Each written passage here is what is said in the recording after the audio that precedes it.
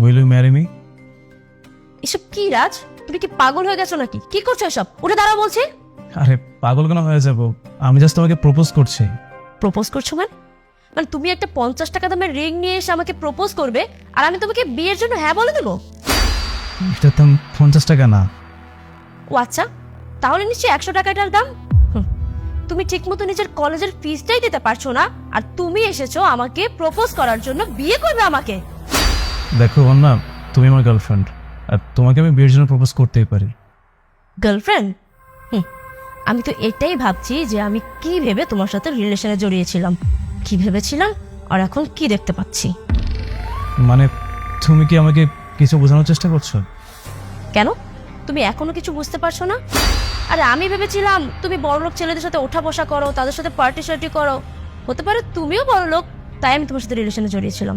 কিন্তু এরপর তো দেখলাম তুমি তোমার কলেজের ফিসটা পর্যন্ত ঠিক মতো দিতে পারছো না, আর তুমি আমার সাথে রিলেশন করছো কিভাবে বলো তো? দেখো বন্যা, এটা আমার লাস্ট সেমিস্টার, আর এই সেমিস্টার পরে আমি পড়াশোনা শেষ করে ফেলবো, তখন ভালো জব পাবো। আর ভালো জব পেয়ে গেল না, আমাদের চলতে ফিরতে একদম সমস্যা হবে না, তখন সব দেখবে এমনি ঠিক হয়ে গিয়েছে। দেখো, তোমার মতো একটা গরিব ছেলেকে আমি বয়ফ্রেন্ড বানিয়েছি, এতে তেমন কোনো সমস্যা নেই, কিন্তু তোমার মতো একটা ছোট লোককে আমি আমার হাজবেন্ড অ্যাটলিস্ট বানাতে পারবো না। বুঝতে পেরেছো তুমি? তার মানে কি তুমি আমাকে ভালোবাসো না? না, আমি তোমাকে ভালোবাসি না, আর না কোনোদিন বেসেছিলাম। আমি তোমাকে কিছুক্ষণ আগে বললাম না যে আমার মধ্যে একটা মিসআন্ডারস্ট্যান্ডিং হয়েছিল, যার কারণে আমি তোমার মতো এক ছেলের সাথে রিলেশনে জড়িয়ে গিয়েছিলাম। আর এখন আমি ভাবছি যে আমি যদি একটা রিচ ছেলেকে পাই না, যেটা কিনা অনেক বড় লোক, তাকে পেলে আমি তোমার সাথে ব্রেকআপ করে দেবো আর তার সাথে রিলেশনে জড়িয়ে যাব। ও আচ্ছা, তোমার মনের মধ্যে এগুলো ছিল। আর দেখো, আমি বোকার মতো তোমাকে ভালোবেসে গিয়েছি। আমি ভাবতাম যে তুমি আমাকে অনেক বেশি ভালোবাসো, কিন্তু আজকে আচ্ছা রাজ, একটা কথা বলো তো, এই তোমাদের মতো ছোট লোক ছেলেরা কিভাবে এত বড় লোক ছেলের সাথে পার্টি সার্টি করো? কিভাবে? মানে ওদের পাচাটো নাকি? দেখো বন্যা, তুমি সব কি বলছো? তুমি কি বলছো তুমি কি বুঝতে পারছো? আমি কই তোমাকে আসলাম বিয়ের জন্য প্রপোজ করতে, আর তুমি সে কখন থেকে আমাকে জানা তা বলে যাচ্ছ। প্রপোজ? আচ্ছা তুমি একটা কাজ করো, এক্ষুনি আমাকে একটা ডায়মন্ডের রিং দাও, তাহলে আমি তোমার প্রপোজাল অ্যাকসেপ্ট করে নিব। সিম্পল। ডায়মন্ডের রিং? মানে ডায়মন্ডের রিং এখন আমি কোথায় পাবো? তোমাকে খুঁজে আনতে হবে না, ডায়মন্ডের রিং আসছে। আমি অলরেডি অর্ডার করে দিয়েছি, তুমি জাস্ট পেমেন্টটা করে দিও ব্যাস। যাক, মনে হচ্ছে ডেলিভারি ম্যান চলে এসেছে রিংটা নিয়ে। ভাইয়া, আপনি ভেতরে চলে আসুন, দরজা খোলা আছে।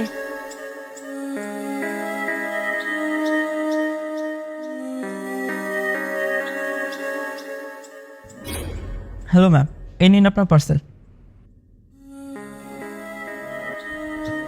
Wow, it's beautiful. আচ্ছা ভাইয়া, এটার প্রাইস কত? 1.5 লক্ষ টাকা। ওকে, কোনো ব্যাপার না, স্যার আপনাকে পেমেন্ট করে দিচ্ছে। আরে স্যার, আপনি এখানে? মানে আপনি ওকে স্যার বলছেন কেন? আর ওনাকে স্যার বলবো না তো কি বলবো? আমি তো ওনার কোম্পানিতেই জব করি, আর বাংলাদেশের প্রতিটা জেলার ওনার একটা করে জুয়েলারি শপ আছে, আর আমি ওনার জুয়েলারি শপের একটা ব্রাঞ্চের এমপ্লয়ি। আপনি একটা কথা জানেন, উনি পড়াশোনার পাশাপাশি ওনার এত বড় একটা বিজনেস হ্যান্ডেল করেন। আর স্যারের এই দিকটা আমার খুবই ভালো লাগে, যে স্যার এত বড় লোক হওয়া সত্ত্বেও এত সিম্পলভাবে চলাফেরা করেন। আর আমি যদি জানতাম এই রিংটা স্যার অর্ডার করেছে, তাহলে শোরুমের সবচেয়ে দামি রিংটা আমি নিয়ে আসতাম। রূপায়ত, অনেক কিছু বলে ফেলেছ।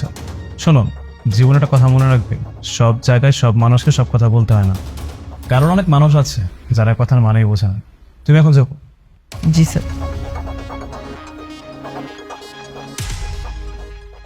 রাজ, কই তুমি তো আমাকে কখনো বলনি যে তুমি এত বড় বিজনেসম্যান। আগে বলিনি, কারণ বলার প্রয়োজন মনে করিনি। আর আগে সবকিছু বলে দিল না, আজকে তোমার রূপটা দেখতে পারতাম না।